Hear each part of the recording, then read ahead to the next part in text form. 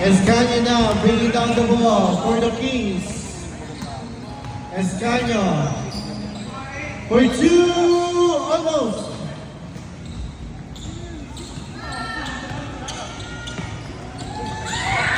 Steal by Escanio.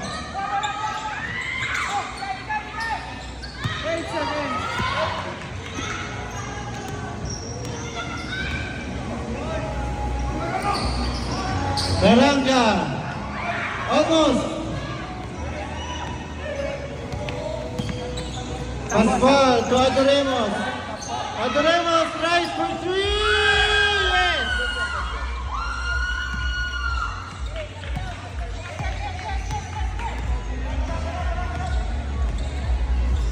Escanio again.